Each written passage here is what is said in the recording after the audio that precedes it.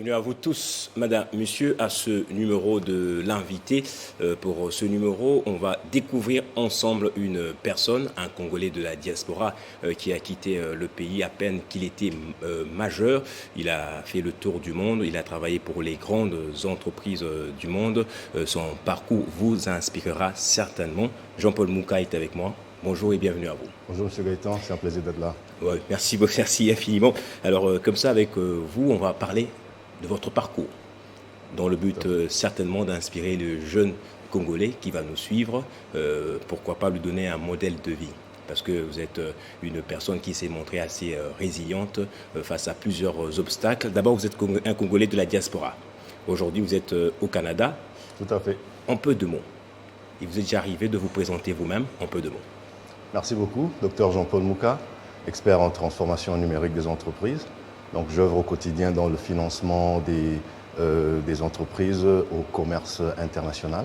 J'opère en ce moment, j'œuvre au sein du gouvernement canadien dans l'Agence du développement de l'exportation, Exportation et Développement Canada, EDC en sigle. Et en fait, mon rôle au quotidien, c'est d'accompagner les entrepreneurs et investisseurs, exportateurs canadiens à leur rayonnement à travers le monde. Cela passe par du financement, des subventions, de l'information sur les marchés mondiaux et la gestion des risques. Voilà. Alors, vous avez quitté le pays à peine, vous étiez majeur, 18, 19 ans. Vous étiez comme ça dans le Grand Katanga, vous êtes parti en Afrique du Sud pour les études et depuis lors, vous n'avez jamais chômé. Et vous avez fait succéder les entreprises internationales, l'une après l'autre, jusqu'à vous retrouver aujourd'hui dans le gouvernement canadien. Est-ce que vous n'êtes jamais dit que moi, je suis un garçon chanceux qui est peut-être né avec une cuillère en or dans le dent? Absolument pas. Et je pense qu'on aura l'occasion d'en reparler. En fait, cuillère en or, pas du tout. J'aurai peut-être l'occasion de vous retracer un peu mon parcours. Ce qui est sûr, c'est que j'ai eu beaucoup de chance. J'ai eu une grâce incroyable. J'ai quitté le pays, j'avais 17-18 ans, tout jeune, immédiatement après mon bac pour aller étudier en Afrique du Sud. Et de fil en aiguille, j'ai exploité les opportunités que la vie m'a présentées. C'était jamais facile. On est dans une période où le Congo est en pleine guerre, la première guerre de l'Est, 96-97. J'ai eu pas mal de soucis à m'intégrer, à m'adapter. Et beaucoup de leçons apprises dans mon parcours parce que je suis de ceux qui croient que lorsque l'on émigre, on devrait s'approprier les codes du pays d'accueil.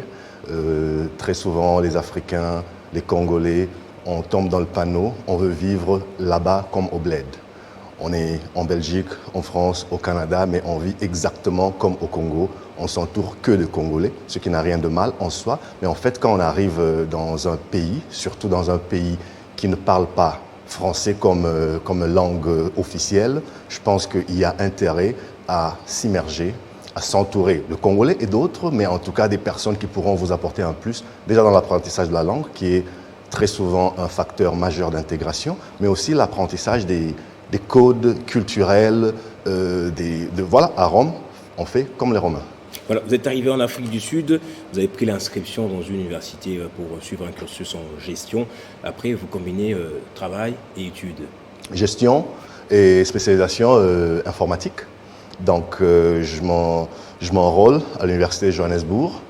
Et heureusement pour moi, j'ai pas eu un parcours très typique, très linéaire, parce que dès ma deuxième année, donc l'équivalent de G2, deuxième année de graduat si on veut, j'ai eu l'opportunité de travailler. Parce que j'étais très indépendant d'esprit, je voulais pas rester au crochet des parents et autres tuteurs qui m'encadraient, notamment financièrement. Et je me suis dit que voilà, je devrais me trouver un petit boulot. Et donc, d'opportunité en opportunité, j'ai atterri dans des milieux où je pouvais me développer. Et donc voilà, aujourd'hui, ça fait 23-24 ans que, comme vous l'avez si bien dit, Dieu merci, je n'ai jamais chômé parce que j'ai pas attendu d'être diplômé pour chercher du travail.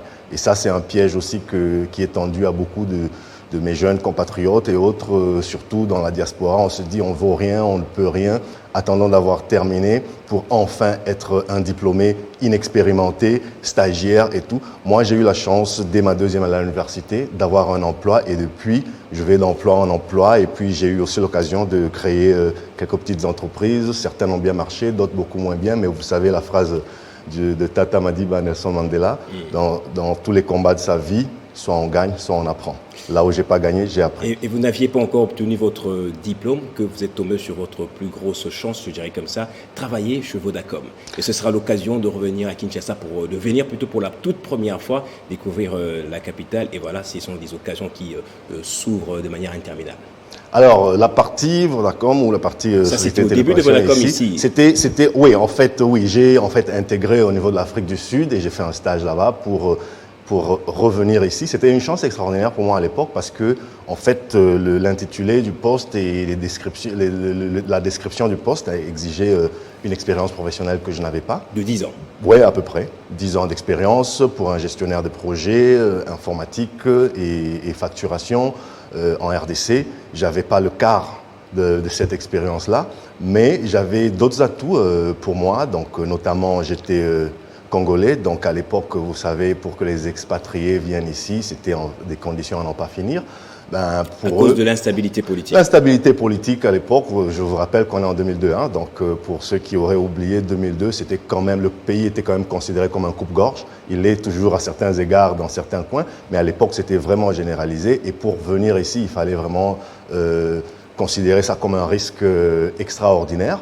Et voilà, moi j'étais un jeune à l'époque seul, sans famille, je me suis dit, en fait, qu'est-ce que j'ai à perdre?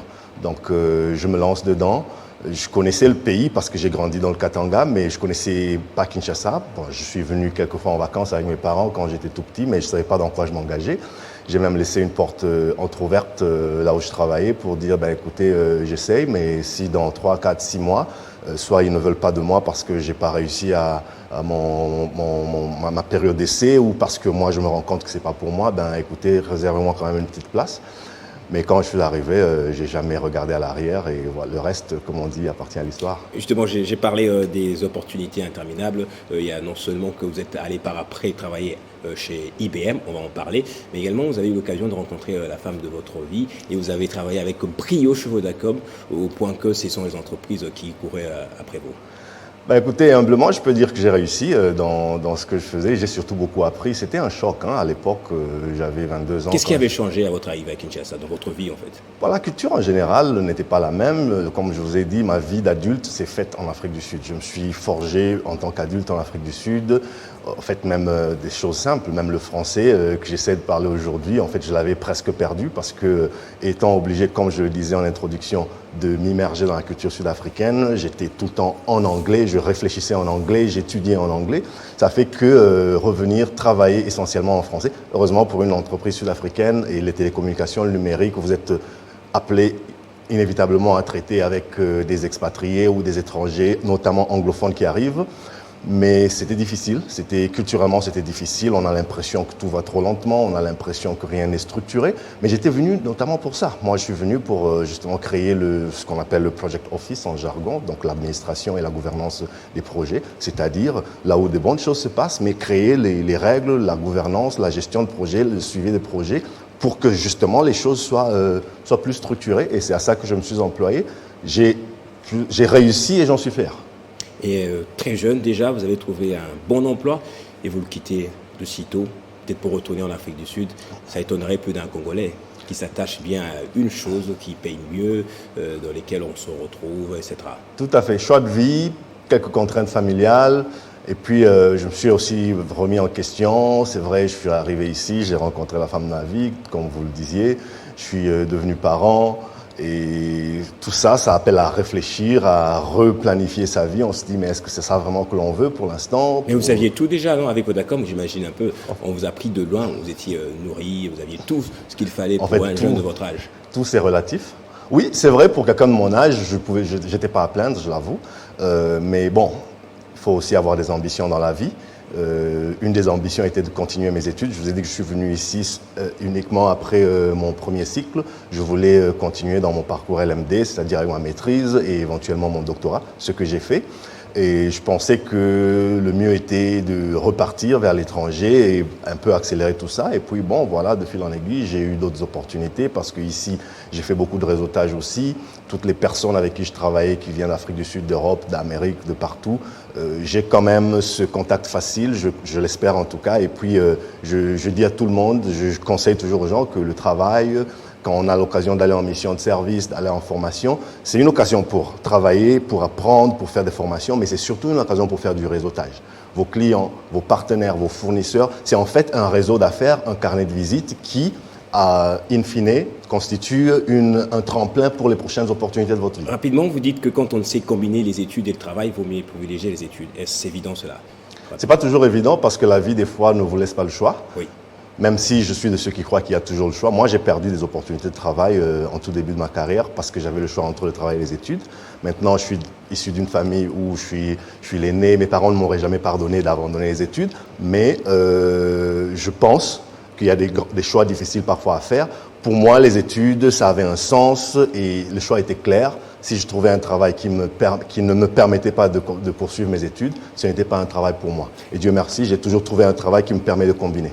Et comment vous avez fait pour vous retrouver cette fois-là chez IBM? IBM, il faut dire, c'est la grande entreprise qui fournit des solutions technologiques dans le monde. Tout à fait, encore une fois, du réseautage. Ici déjà, lorsque je travaillais dans la gestion des projets, IBM était un de mes fournisseurs à travers ses distributeurs et ses partenaires basés notamment en Afrique du Sud. Et ils sont devenus mes amis, ils ont vu que j'excellais, je brillais dans ce que je fais. Et quand j'ai exprimé ma volonté de repartir sur l'Afrique du Sud, ce ne sont pas les offres qui ont manqué. Et voilà, j'en ai trouvé une qui me convenait à l'époque. Et voilà, de fil en aiguille, je me suis retrouvé chez IBM et j'ai eu la responsabilité du développement des affaires. Dans plusieurs pays comme ça. Dans le logiciel, en charge de l'Afrique centrale et l'Afrique australe d'abord, ensuite à l'Afrique de l'Est. Donc, bref, à diverses étapes, à divers moments de mon parcours dans la société, j'ai couvert pratiquement toute l'Afrique et le Moyen-Orient. Et comme si cela ne suffisait pas, avec un esprit peut-être de Bernard Tapie, vous êtes allé de IBM pour travailler chez son concurrent, le plus grand concurrent de IBM, Oracle. Tout à fait, encore une fois. Vous n'étiez pas gêné vous-même? Non. Non, pas du tout. En fait, l'ambition toujours. L'ambition toujours, mais vous savez, dans le milieu professionnel, surtout dans le numérique, c'est très compétitif. Le téléphone sonne tous les jours, tous les mois, toutes les semaines. On essaie de vous débaucher. Encore une fois, pourvu que vous soyez bon dans ce que vous faites et que il y a des offres alléchantes comme ça. Pas toujours. Des fois, c'est des offres. Vous regardez, vous vous dites, bon, je suis mieux là où je suis. Et parfois, alléchante, c'est relatif parce que c'est pas que la partie pécuniaire, mais il y a aussi la partie opportunité. Par exemple, lorsque j'ai quitté IBM, c'était pas forcément pour beaucoup plus d'argent, mais c'était pour une meilleure opportunité. Peut-être que vous en reparlez. C'est au moment où je m'étais engagé dans mon PhD, mon doctorat, et le projet que m'offrait, les opportunités que m'offrait Oracle s'alignaient beaucoup mieux, s'alignaient mieux avec le parcours académique dans lequel je m'étais engagé. Et somme toute, c'était une meilleure offre. J'ai regardé, j'ai vu qu'après 8 ans dans la boîte, j'avais plus ou moins fait le tour de la question. Et voilà, j'ai traversé. Et vous avez fait le tour du monde avec Oracle, vous êtes allé en Asie, en Amérique, en Afrique et également au Moyen-Orient, si je ne me trompe pas. Tout à fait, j'ai fait le tour du monde, j'étais rattaché au bureau de Dubaï, au Moyen-Orient, donc ça m'a permis d'être là-bas très régulièrement et de voir un peu une autre vision du monde à partir du Moyen-Orient. J'ai fait un stage notamment, vu que je travaillais dans l'externalisation des process métiers des entreprises, c'est-à-dire l'outsourcing. J'ai été envoyé dans un stage à Bangalore, qui est en Inde, qui est un peu la capitale mondiale, au moins en ce temps-là, de l'externalisation. Vous savez, les grands call centers, quand vous êtes, je sais pas moi, aux États-Unis, en Angleterre, et que vous appelez votre entreprise de voyage ou votre support technique pour un billet, pour changer un billet, pour un service client, en général, les personnes qui vous répondent ne sont pas aux États-Unis, ne sont pas en Grande-Bretagne, elles sont à l'île Maurice, elles sont en Inde. Ces pays-là ont développé leur industrie et se sont rendus attractifs dans ce domaine-là. Donc mon employeur m'a envoyé pour voir ce qui se faisait de mieux et voir en quelle mesure le répliquer dans certains pays d'Afrique, ce que nous avons plus ou moins bien fait. Alors après, vous êtes revenu aux études en Afrique du Sud pour terminer votre cursus. Vous avez obtenu un diplôme. Vous étiez, je pense, le premier noir à avoir obtenu ce genre de diplôme dans votre université sur 50 ans comme ça. Mais c'est pas seulement ça que vous allez nous dire. Vous allez nous dire également, après, vous voudriez bien partager ce mérite avec les Congolais en Afrique du Sud. Dans votre ambassade, on vous accueille froidement. Et ça vous choque. C'est la raison peut-être de votre venue ici pour essayer de voir comment on peut arranger les choses au niveau de la diaspora et même comment inspirer le Congolais à faire mieux.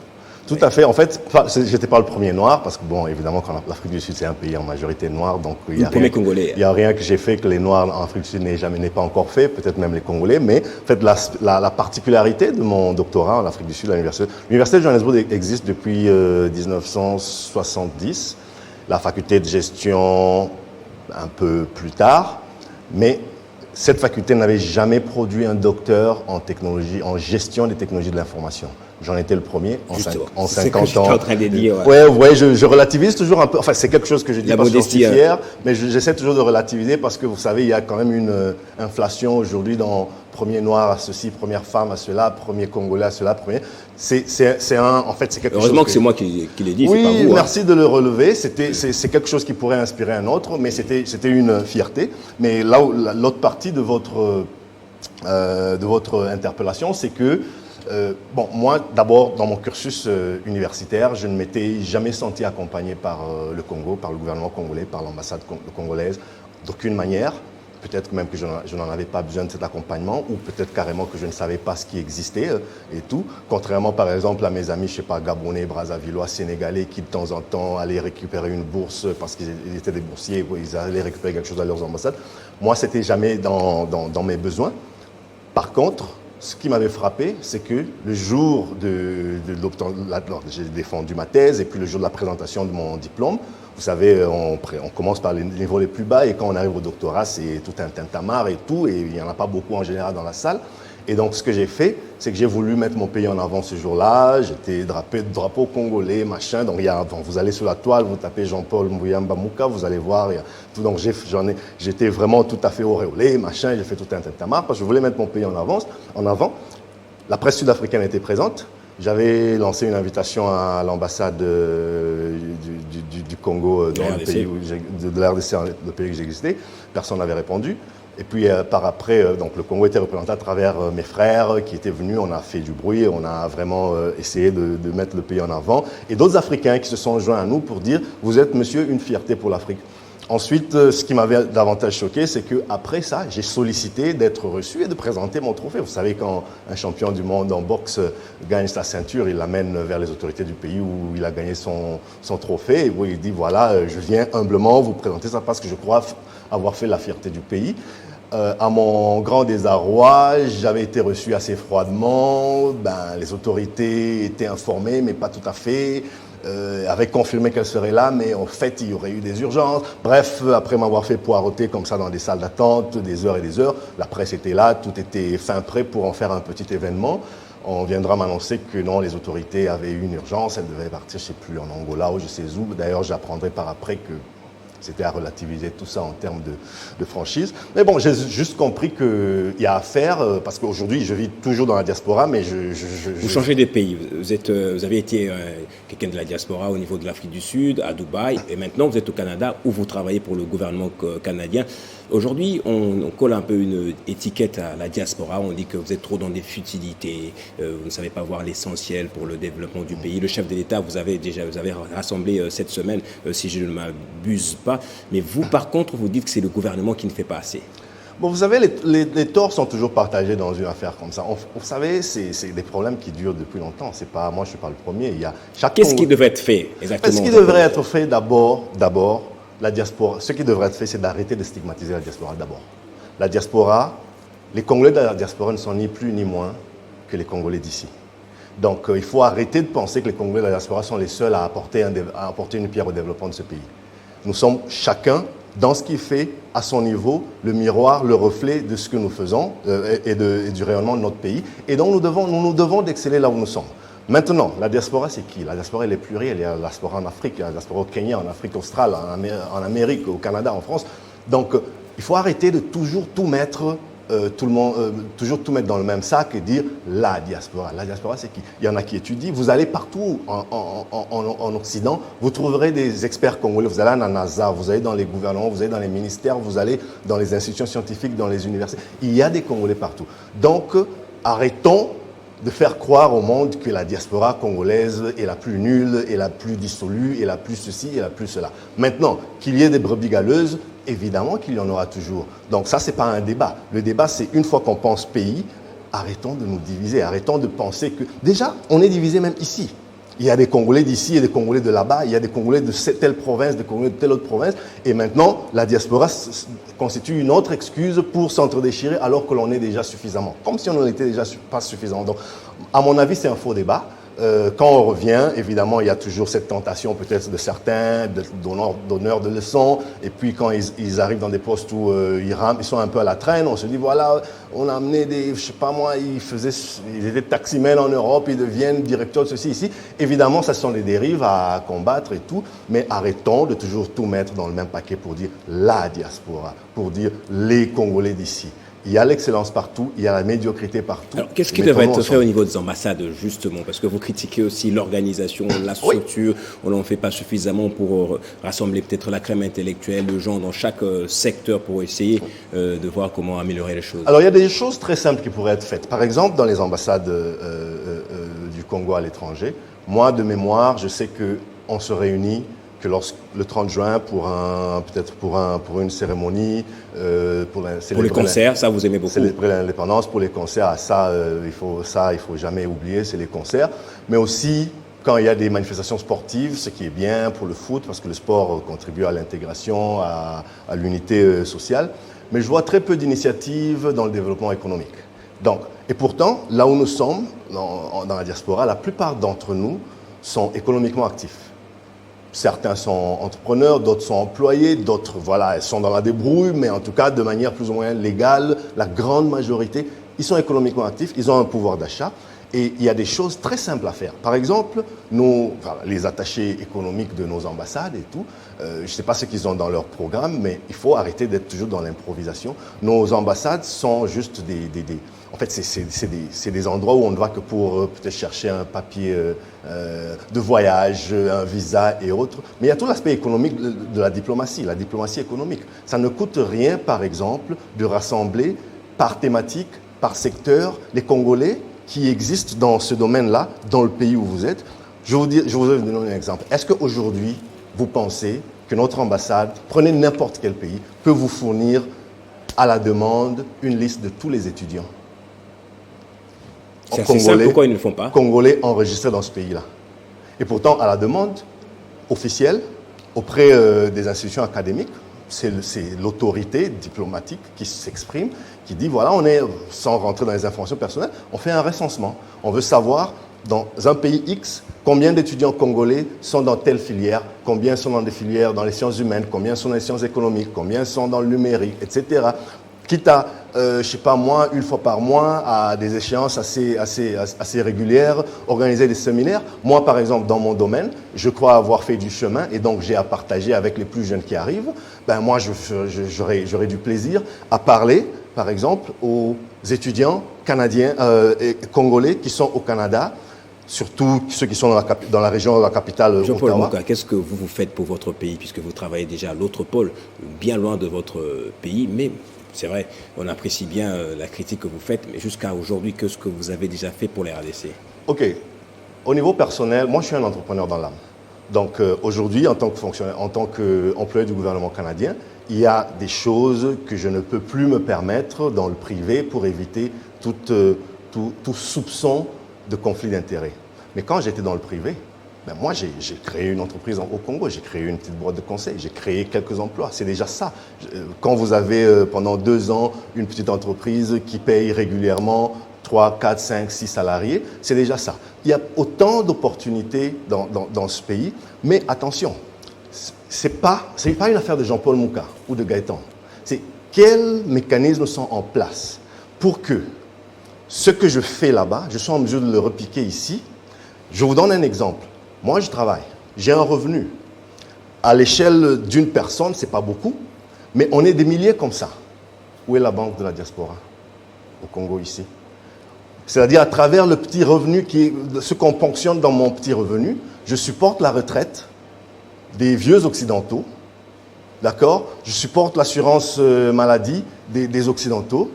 Tout ça, on est déjà habitués, nous, dans la diaspora, à des cotisations, mutuelles de santé, etc., etc. Si nous avons une banque organisée, banque d'investissement, des fonds venant de la diaspora, comme on fait avec les transferts Western Union, parce que chacun de nous, chaque mois, on envoie quelque chose pour nourrir nos pauvres parents, etc., etc. Si on pourrait avoir une banque de développement comme ça, je préférerais, au lieu que mes maudiques revenus gagnés de dur labeur soient utilisés à financer des fonds de pension que je ne connais pas, alors qu'ici, on a chacun une tante, un oncle qui a depuis longtemps passé l'âge de la retraite et qui ne sait pas aller à la retraite parce qu'il n'y a pas de revenus pour le soutenir et donc ils sont forcés à aller au travail sans avoir... ils ont déjà passé la fraîcheur intellectuelle, la force mentale. J'aurais préféré contribuer à une banque de développement à travers mes revenus pour financer par exemple la retraite, financer l'enseignement, financer le revenu